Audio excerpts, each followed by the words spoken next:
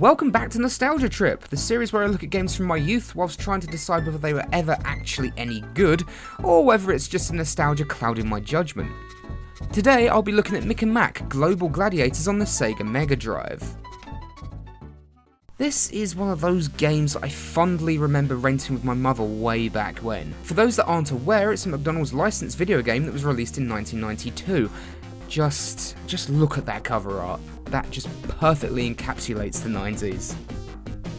Look, I know what you're thinking. A McDonald's licensed video game? I guess it's worse than smallpox. Well, I actually remember being very fond of this and enjoyed playing it through multiple times. At least I remember it being good. Also, while I think of it, it's strange, but McDonald's had some pretty good video games back in the day. Now, are my memories of this clouded by nostalgia? Was it actually good, and does it still hold up today? Let's take a look. Firstly, it should be noted that this was created by Virgin Interactive, with Dave Perry involved, and it even had Tommy Tallarico providing the music.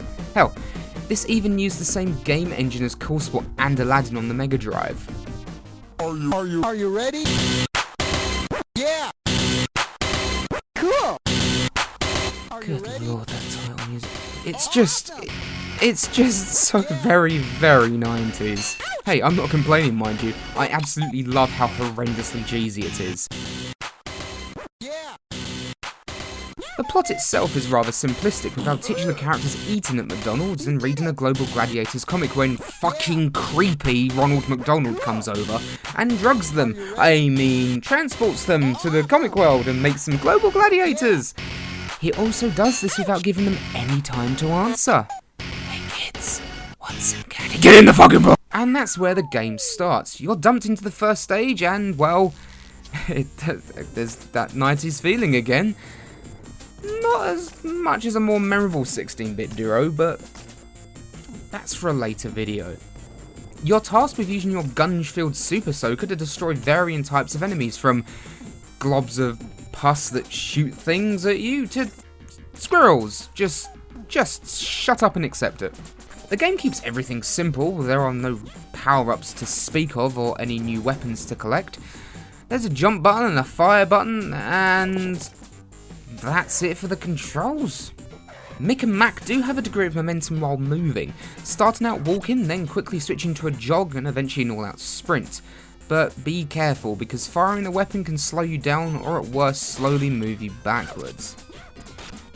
While now, for me it was very easy to get used to, it may take some players a little longer to get used to the way the camera snaps back and forth depending on the direction you're facing.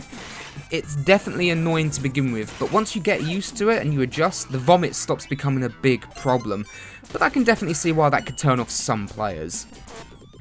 The weapon itself at your disposal can be a bit of a mixed bag, because the guns you're firing, or whatever it is you're discharging,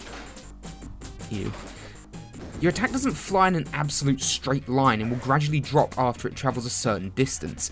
It's annoying because it limits your attack range, but at the same time it can drop down onto unsuspecting enemies, so it kind of balances out. Also, it can be used to stop enemy projectiles, which is really, really handy.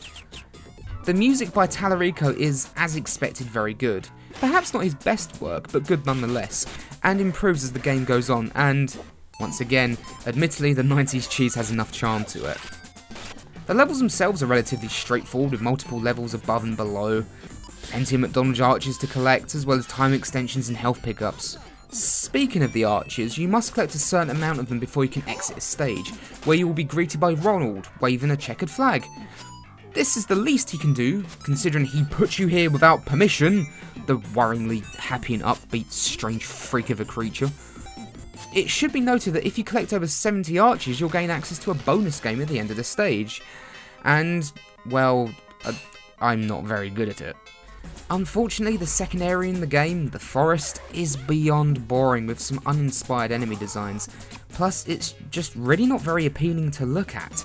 It's easily the worst area in the entire game, and is the point in the game I struggle with the most. I died a ton here. Speaking of which, the game only gives you one continue. Thankfully, there are plenty of checkpoints strewn throughout the stage, so it's unlikely you'll start at the very beginning of the level. Also, enemies do not respawn, even after dying, which is particularly nice. What isn't so nice is that the collapsible bridges and ledges don't respawn either. but thankfully there's always an alternative way to reach your goal. Once you leave the forest, the game really picks up in terms of pace. The city and ice stages were damn fun to play through, with some good level design allowing for fast-paced shooting and platforming action. The ice stage area itself contains the sole boss of the game, who is ludicrously easy to defeat. Seriously, I don't even think I was hit once. But it's nice they included at least one. And that's it. You've saved the world, I think, and you're then transported back to the store from the beginning of the game, where the creepy bastard is sat there forever smiling and waiting. Look at that! Look! They ask him if he was real. He continues to smile, holds his hands up and just says, "Maybe." So that was Mick and Mack Global Gladiators. Was this a downright fun experience, or am I being clouded by nostalgia? Personally, I feel that this game is not purely a nostalgia trip. I know, right? I generally had a lot of fun revisiting this. While I felt very nostalgic whilst playing through the first location in the game, I didn't actually remember the rest of the game particularly well, and once I managed to get past the utterly dull and bland forest stages, the game really picks up. In terms of enjoyment, with better constructed levels, fast run and gun in action, it really came into effect then. It's just a shame that the game wasn't just a little bit longer. If so, it would likely be remembered more fondly, perhaps even a potential hidden gem. Considering it picks up so well during the city and ice stages, I'd even argue it's criminally short. Whilst not the best example of its genre, there's plenty of enjoyment to be found here if you're looking for some quick 16-bit run and gun in action. Oh, and there's an environmental message. No, really. Honestly, this is one of the more subtle, especially when considering how obnoxious they can be in games like this. This was so subtle, in fact, that I only realised there was one at the very, very end of the game, and that's certainly not a bad thing. So what do you all think? Does the game still hold up? Do you think it's solely a nostalgia trip? Comment below and let me know, and don't forget to like this video and subscribe if you'd like to hear even more of my sexy voice. I'll catch you later.